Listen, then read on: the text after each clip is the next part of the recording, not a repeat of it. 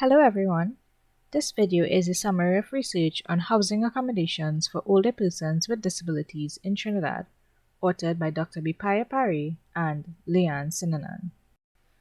The global population is aging, and persons 65 years and older are expected to account for approximately 16.51% of the global population by 2050.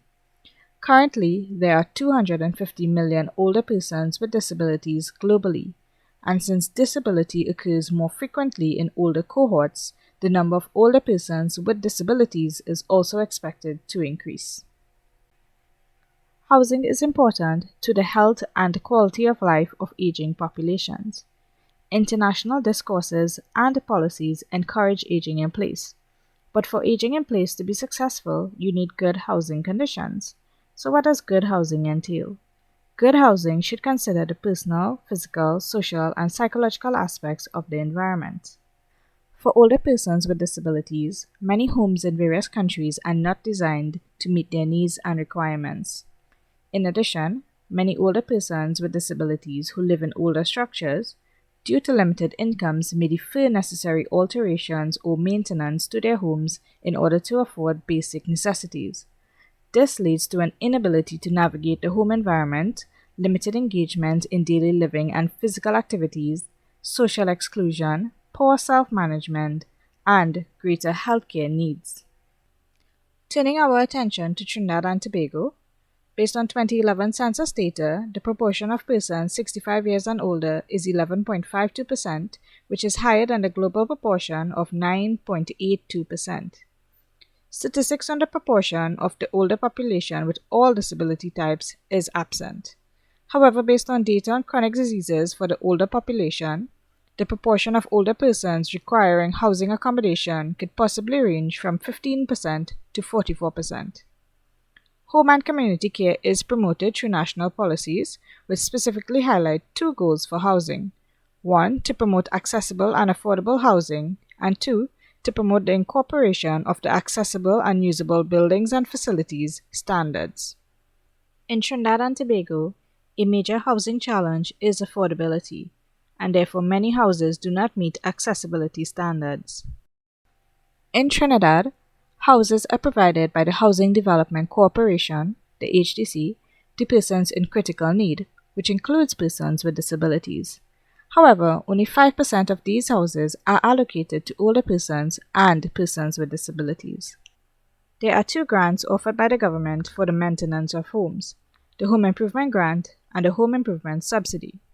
Firstly, the Home Improvement Grant has a maximum value of TTD 15,000 to carry out home repairs or improvements. For this grant, persons are randomly selected, meaning that not all persons who meet the criteria are guaranteed recipients of the grant.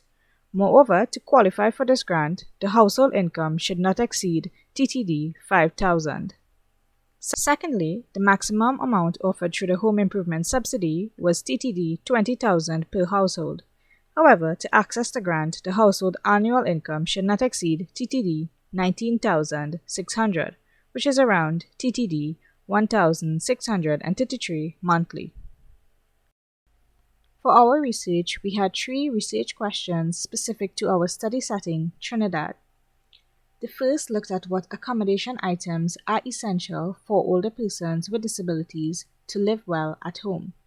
The second was to what extent are accommodation items in place in houses for older persons with disabilities to live well at home. The third asked what characteristics are associated with accommodation items in houses. To answer the research questions, first, 11 persons were interviewed to identify accommodation items. Constant comparison analysis was then used, and the emerging codes and themes were utilized to create a 25-item questionnaire. The questionnaire was then administered amongst a nationally representative sample. The Central Statistical Office was hired to collect the data, and the sample size was 768 households. In general, we found that about 65% of the houses were located in urban communities, about 7% had an older person with a disability dwelling there, and approximately 52% of households had a monthly income of up to TTD 6,999. For research question 1, only codes specific to the physical aspects of the environment were identified by participants, and the general themes were lighting, walking surfaces, rails, doorways, walkways, door handles, faucet handles, washrooms, bathrooms, and sinks. Notably, while older persons identified various accommodation needs, they were unable to afford any modifications and were living within the restrictions of their home spaces. For research question 2, we found that about 75% of houses had perceived bright or very bright lighting. Some houses also had no electricity. In terms of floors, more than half of the buildings had one floor, and the rest had 2, 3, or 4 floors. Smooth walking surfaces refer to surfaces that were level or otherwise where a ramp was present. Only 35% of houses had smooth walking surfaces. The frequency of accessible doorways ranged from 55% to 89%. This related to entrance doorways as well as bedroom, washroom, and bathroom doorways. Notably, a proportion of houses used a sheet of galvanized metal as doors for washrooms and bathrooms located outside of the house, and there were some houses without doors at the front and the back entrances. When we considered doorways, door handles, and corridors together, the proportion of accessible houses was 2%. For other accommodation items such as faucet handles, washrooms, bathrooms, and sinks, only a small proportion of houses had them. We're still on research question 2. As mentioned earlier, overall there were 25 accommodation items on the questionnaire. Each question had a score of 0 or 1. 0 meant that the house did not have the accommodation item, and 1 meant that the house had the item. It was therefore possible for any house to have a score ranging from 0 to 25, representing the number of accommodation items. When the items for each house were scored, we found that no house had all items. There was one house without any items, no houses had between 22 to 25 items, and more than half of the houses had between 7 to 13 items. Moving on to research question 3. We found that urban households had one more accommodation item than rural households.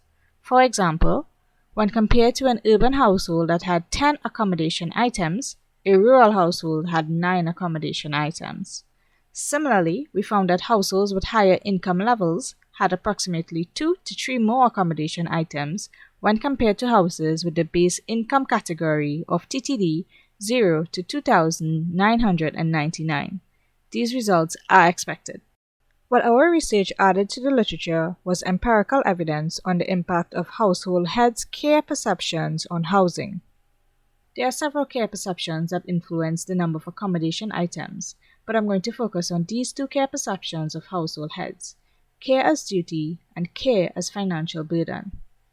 The results showed that houses where the head strongly agreed on the perception of care as duty had approximately 6 more accommodation items when compared to those where the head strongly disagreed. For households whose head agreed with care as financial burden, they had 4 less accommodation items than households when the heads strongly disagreed with care as a financial burden. Several recommendations emerged from our research. First, targeted responses to lower income and rural households to support housing modifications are necessary. Second, changes to the home improvement grant and subsidy are required, taking into consideration the extra cost of disability and that some persons view care as a burden. Third, changes are needed to the criteria for HDC housing, which is currently at 5% for older persons and persons with disabilities. Fourth, there is a need to implement accessibility standards in Trinidad in preparation for the older population. Older persons should not be confined to certain spaces in their homes. Fifth, participants only consider the physical aspects of the environment, which means further research on the social, personal, and psychological aspects of the environment is necessary. And lastly, housing policy should consider the social care context, specifically the family's care potential. Not all families have positive care views towards older persons with disabilities, and the role of community homes for the aged should be considered regarding our aging population. For more information on our paper, you can follow the link in the description of this video. Thank you.